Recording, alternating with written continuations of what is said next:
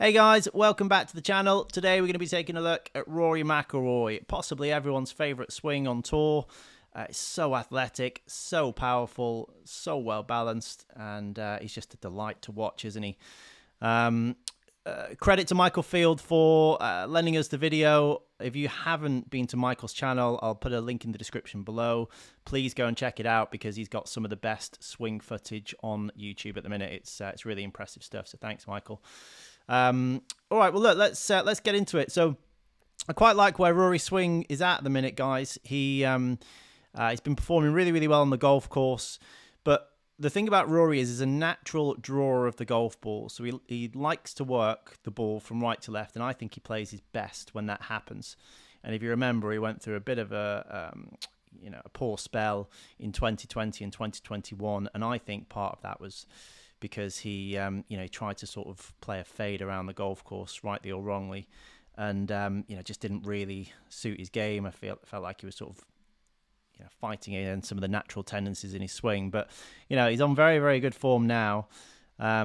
Just have a look. So one of the things that you're going to see with natural drawers of the ball, and this was taken last year at Wentworth, so fairly recent, is that they like to get the club head sort of working inside the hands a little bit more. So what you're going to see with Rory is, and we'll just draw, hand path here on the way back.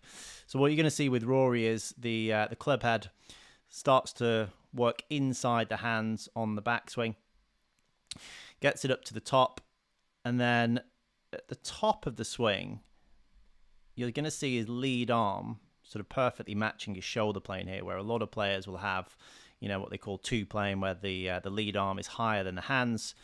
But Rory likes to get his hands quite nice and deep behind him. It's not stuck, so his right arm is just in front of his or matching his trail hip. So it's a good position.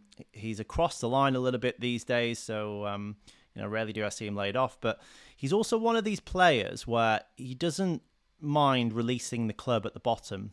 And in fact, I think that's where he gets some of his power from as well. So, he doesn't have this club face in a closed position at the top, and his, lead wrist is in a little bit of cup here, and that just means he's going to have to release it a little bit harder at the bottom. But one of the things you'll see with Rory in transition, obviously, he has this sort of squat move where he starts to lower, his head, and that's also another sort of source of power from Rory. Using the lower body really well. But he also, as a bit of a shallowing move, he likes to get the hands sort of dropping, down and back ever so slightly behind him and into this sort of slot. So underneath the original hand plane that he had on the way up. So it comes into here. The shaft gets back on plane at this point, which is really, really nice, isn't it?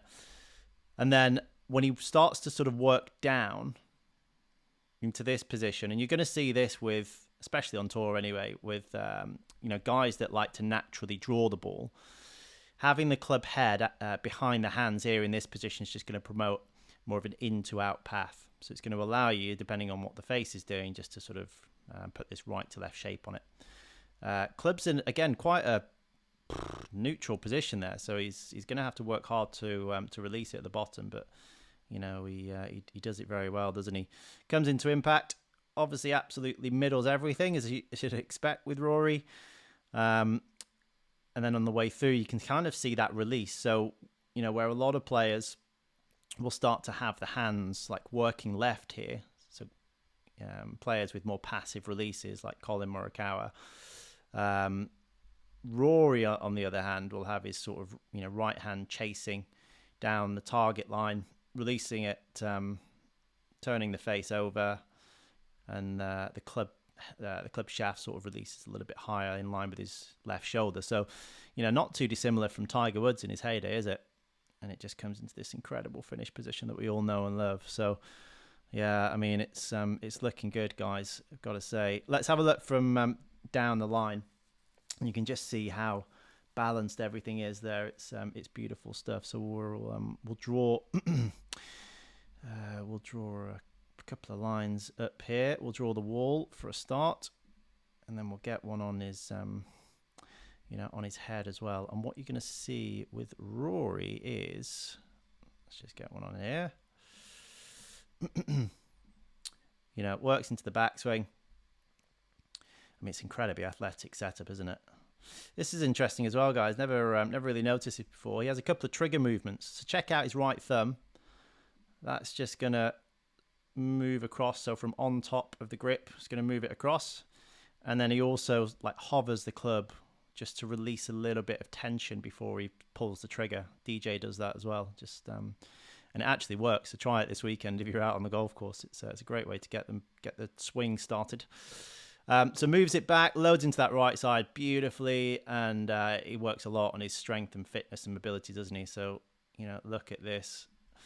Absolutely incredible angles that Rory's getting. He gets the shaft pretty much to parallel, but if we draw a line up to his lead shoulder, and then across here, he's getting an enormous amount of shoulder turn. It's really incredible stuff. And then what you're going to see in transition, starts to squat down, really, and he talks about this a lot, but really starts to press, and you can see his left heel starts to press into that lead side. Plan, and then, you know, from here, he's just going to push as hard as he can. Extend up, absolutely flushes it, and then just comes up into that beautiful finish position.